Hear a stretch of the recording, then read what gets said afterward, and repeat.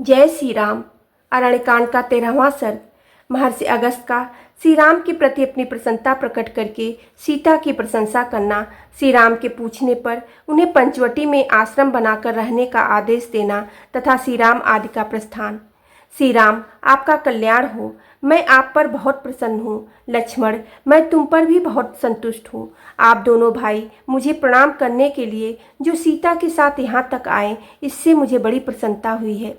रास्ता चलने के परिश्रम से आप लोगों को बहुत थकावट हुई है। इसके कारण जो कष्ट हुआ है वह आप दोनों को पीड़ा दे रहा होगा। मिथिलेश कुमारी जानकी भी अपनी थकावट दूर करने के लिए अधिक उत्कंठित हैं। यह बात स्पष्ट ही जान पड़ती है। यह सुकुमारी हैं और इससे पहले इसे ऐसे दुखों का सामना नहीं करना पड़ा है। वन में अनेक प्रकार के कष्ट होते हैं, फिर भी यह पति प्रेम से प्रेरित होकर यहाँ आई है। श्री राम, जिस प्रकार सीता का यहाँ मन लगे, जैसे भी यह प्रसन्न रहे, वही कार्य आप करें। वन में आपके साथ आकर इसने दुष्कर कार्य किया है। रघुनंदन, सृष्टिकाल से लेकर अब तक स्त्रियों का प्रायः यही स्वभाव रहता आया है कि यदि पति सम अवस्था में है, अर्थात धन्य धान्य से संपन्न, स्वस्थ एवं सुखी है, तब तो वे उसमें अनुराग रखती हैं, परंतु यदि वह विषम अवस्था में पड़ जाता है, दरिद्र एवं रोगी हो जाता है, तब उसे त्याग देती हैं। स्त्रियां विद्युत की चपलता, शास्त्रों की तीक्ष्णता तथा गरुड़ एवं वायु की तीव्र गति का अनुसरण करती हैं। आपकी यह धर्मपत्नी सीता इन सब दोषों से रहित हैं। इस पहरणी एवं पतिव्रताओं में उसी तरह अग्रगण्य हैं जैसे देवियों में अरुंधति। शत्रुदमन श्री राम, आज से इस देश की शोभा बढ़ गई जहाँ सुमित्रा कुमार लक्ष्मण और विदेह नंदिनी सीता के साथ आप निवास करेंगे। मुनि के ऐसा कहने पर श्री रामचंद्र जी ने प्रज्वलित अग्नि के समान तेजस्वी उन महर्षियों से दोनों हाथ जोड़कर यह विनय युक्त बात कही।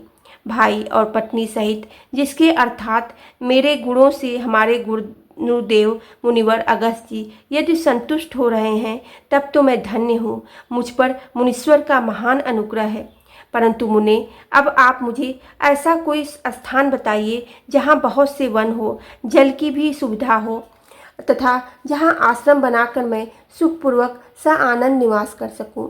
श्री राम का यह कथन सुनकर मुनि श्रेष्ठ धर्मात्मा अगस्त्य ने 2 घड़ी तक कुछ सोच विचार किया। तदंतर वे यह शुभ वचन बोले।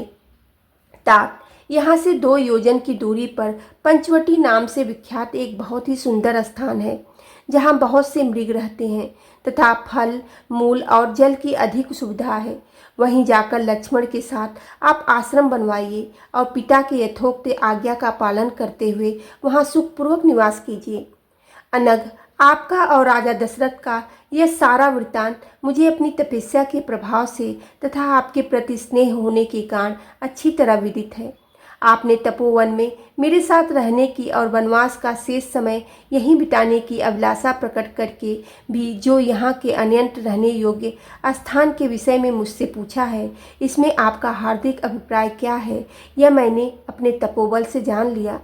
आपने ऋषियों की रक्षा के लिए राक्षसों की वध की प्रतिज्ञा की है। इस प्रतिज्ञा का निर्वाह अन्यंत्र रहने से ही हो सकता है, क्योंकि यहाँ राक्षसों का आना जाना नहीं होता।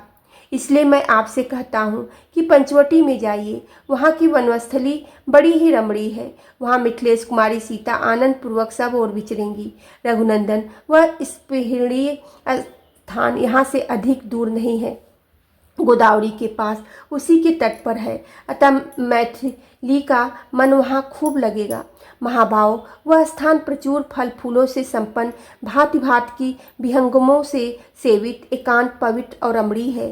श्री राम, आप भी सदाचारी और ऋषियों की रक्षा करने में समर्थ हैं, अतः वहाँ रहकर तपस्वी मुनियों का पालन कीजिएगा। वीर, यह तो महुओं का विशाल वन दिखाई देता है, इसके उत्तर से होकर जाना चाहिए। उस मार्ग से जाते हुए आपको आगे एक बरगद का वृक्ष मिलेगा। उससे आगे कुछ दूर तक ऊंचा मैदान है। उसे पार करने के बाद एक पर्वत दिखाई देगा। उस पर्वत से थोड़ी ही दूरी पर पंचवटी नाम से प्रसिद्ध सुंदर वन है, जो सदा फूलों से सुशोभित रहती है। महर्षि अगस्त के ऐसा कहने पर लक्ष्मण सहित श्री राम ने उनका सत्कार करके उन सत्यवादी महर्षि से वहां जाने की आज्ञा मांगी।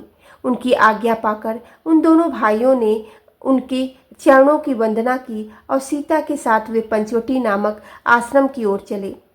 राजकुमार श्री राम और लक्ष्मण ने पीठ पर तरकस बांध हाथ में धनुष ले लिया। वे दोनों भाई सम्रांगणों में कतरता दिखाने वाले नहीं थे। वे दोनों बंधु महर्षि के बताए हुए मार्ग से बड़ी सावधानी के साथ पंचवटी की ओर प्रस्थित हुए। बोलो सियावेरे रामचंद्र की जय, पवन सुत हनुमान की जय।